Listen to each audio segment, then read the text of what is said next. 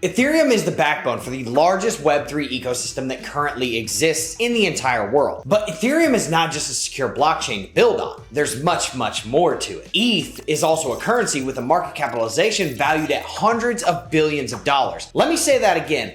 Hundreds of billions of dollars.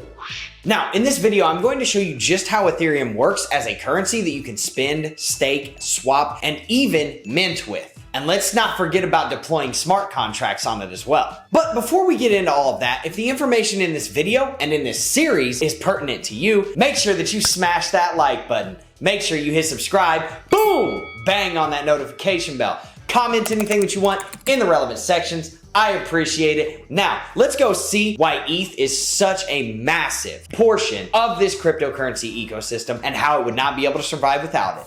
So let's start off with a brief history of the price of Ethereum relative to the US dollar. Many have forgotten, but Ethereum actually started off as a crowdsourced campaign that initially raised about $18 million. And Ethereum is still ranked number 30 on the list of highest funded crowdfunding projects of all time. Pretty dope, right? And apparently Wikipedia keeps a list of that, just in case you want to know. But after Ethereum went live in July of 2015, ETH coins began to become valuable through small markets of crypto traders. ETH was valued at less than $1 until January of 2016 when it began its first brief but very aggressive bull market rally where it wicked up to about $20.59, a 20.5x. That's a pretty decent day at the office. But ETH immediately gave back the majority of those gains to settle at $8 and then trade sideways for the rest of 2016. Still at 8x, not bad. Traders at the time consisted mostly of computer geeks and the occasional asset trader, but that demographic changed as traders began to see potential in what Ethereum was trying to accomplish. Interstage, right?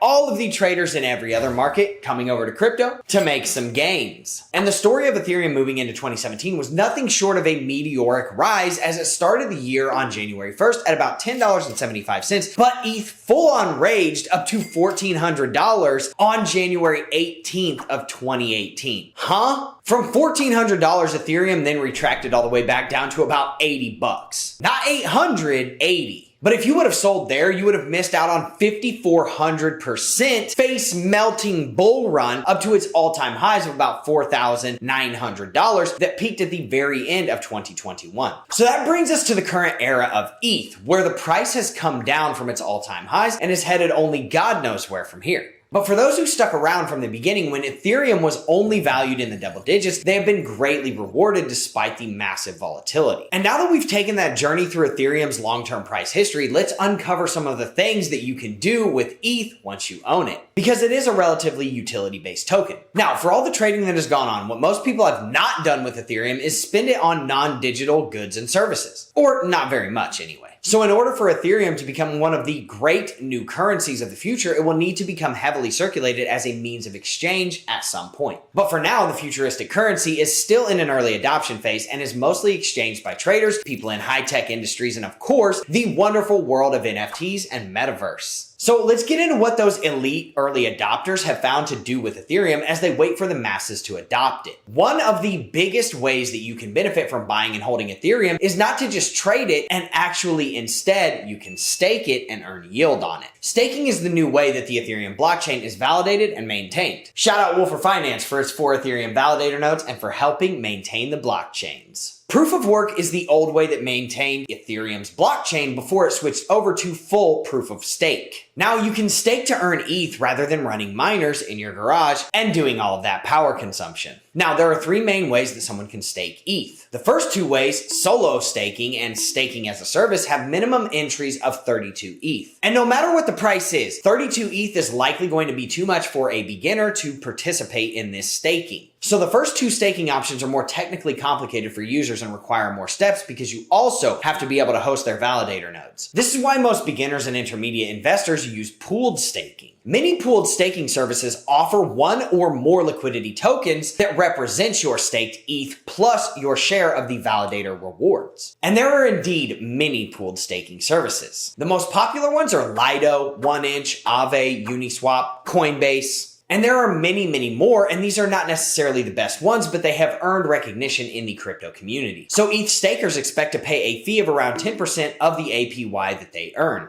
Most pooled staking services have you swap your ETH for liquidity tokens that represent your staked ETH plus your share of the validator reward. So basically they're saying, hey, here's our voucher, your coupon that says how much you own of this particular validator. And that is your portion of the rewards that come back from said validator. And then those liquidity provider tokens or LP tokens are issued to stakers as rewards that they can redeem. The tokens are held in ERC20 compatible wallets and can be swapped for basically any other crypto. And just in case you didn't know, ERC20 is the technical standard used by tokens that want to exist in the Ethereum ecosystem, which is basically 50 to 75% of crypto, and why pre-send is such a massive thing right now, because there are a lot of blockchains that are compatible with Ethereum and technically should be compatible with each other, but they don't communicate properly. And people can send their tokens from a Polygon Matic wallet to an Ethereum Matic wallet, and they could potentially lose all of their money for literally no reason, accidentally, due to the interoperability of these blockchains. So thank God that pre-send is here, and pay attention on March 31st because that is when it is launching, my friends.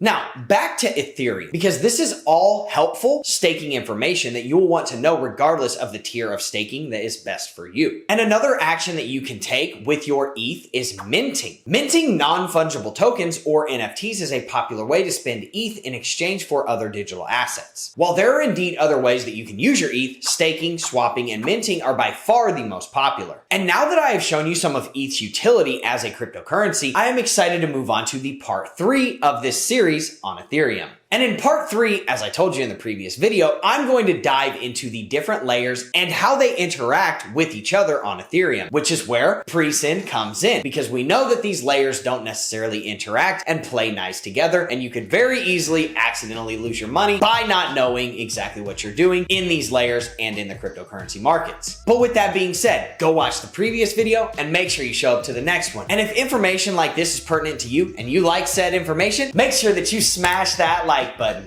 Make sure you hit subscribe, boom, bang on that notification bell. Comment anything that you want in the relevant sections. I appreciate it. Thank you so much for showing up to this video. I will see you in the next one.